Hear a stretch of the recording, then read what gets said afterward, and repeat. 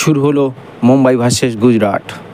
আর তার মধ্যে টস করতে চলে এলেন সেই সবার অপ্রিয় হার্দিক পান্ডে এবং শুভমান গিল, যে হচ্ছে এই কম বয়সেও সচিনের বাড়ি হাত মারা অভ্যাস রয়েছে তার। টস হলো এবং শুভমান গিল জিতে গেল। খেলা শুরু হলো। খেলা শুরুর প্রথম পর্বেই নামলো গিল এবং সাই সুদর্শন প্রথম থেকে নারায়ণ সুদর্শন চক্রের মতন মারতে থাকলো 6-4। গিলও তার সাথে সাথে আগিয়ে চলতে থাকলো। কিছুক্ষণ পরে গিল তুলে দিল হার্দিক পান্ডের হাতে। হার্দিক পান্ডের বলে সে ক্যাচ আউট হয়ে ফিরে গেল। এরপরে এলো বাটলার। বছরটা তার চলছিল না খুব একটা ভালো, তাই সেও মারতে থাকলো দুমদাড়াক্কা, কিন্তু তাও হলো না বেশিক্ষণ। সেও 39 রানে 5টা 4 এবং একটা 6 মেরে তার যাত্রা সমাপ্ত করলো। এরপর এলো শাহরুখ খান। না, সিনেমার শাহরুখ খান না, এ শাহরুখ খান হলো অন্য শাহরুখ খান, যে টুকটাক ক্রিকেট খেলে এবং সারা বছর বসে থাকে। সেও এসেই প্রথমেই বলে 6, কিন্তু 6 দিয়ে কি হবে? কিছুক্ষণ পরে সেও থাকতে পারলো না বেশিক্ষণ। 7 বলে 9 করে সেও চলে যায়। এরপরে আসে রাদারফোর্ড, সাথে সাথে দীপক 4 বলল চল ফোর্ট। সেও 11 বলে 18 করে।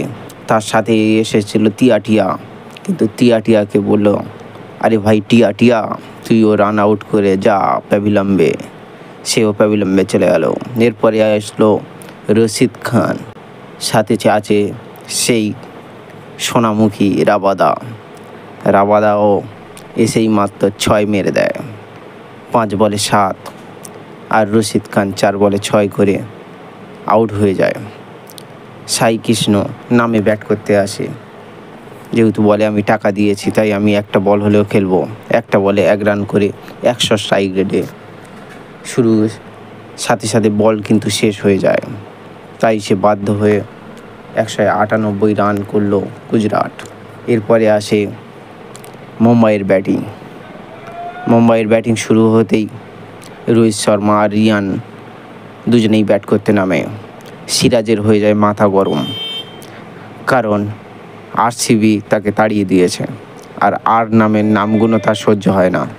সিরাজের প্রথম রাগটা পড়ে যায় রোহিত শর্মার উপর এবং রোহিত শর্মাকে বোল্ড আউট করে পাঠিয়ে দেয় প্যাভিলিয়নে। মাত্র 4 বলে 8, 2টো 4 মেরতে পেরেছিল সে। এরপর রিয়ানকেও নামের নাম হয় সিরাজ, তাকেও আউট করে দেয়। এরপর আসে তিলক বর্মা, সূর্যকুমার যাদব। তাদের নামে কোনো অক্ষর না থাকায় তাদের ওপর কিছু করতেই পারছে না সিরাজ। এরপর হচ্ছে প্রসিদ্ধ কৃষ্ণা, তাদেরকে আউট করতে বাধ্য হয়। তিলক বর্মা ভালোই খেলছিল, কিন্তু কৃষ্ণা বলল তোকে আর বেশিক্ষণ রাখবো না মাঠের মধ্যে। সেও আউট হলো 39 রানে। এরপর আসে সূর্যকুমার যাদবকেও প্রসিদ্ধ কৃষ্ণা আউট করে দেয়। কিছুক্ষণ পরে আসে রবিন আর হার্দিক পান্ডের সাথে কিশোরের তো একটু ঝামেলা লেগে যায়, কিন্তু কিশোর বলে আমরা মাঠের মধ্যে এরম করতে পারি, কিন্তু মাঠের বাইরে আমরা ভাই, তাই আমরা রবিনকে আউট করব। রবিনকে আউট করে দিল, কিন্তু রাবাদা বলল আমি তো হার্দিক পান্ডে চিনি না, সে যদিও আমার গায়ের কালার হতে পারে তাও আমি তাকে ছাড়বো না। এই বলেই মাত্র তাকে আউট করে দেয় এবং সিরাজ ক্যাচটা ধরে নেয়।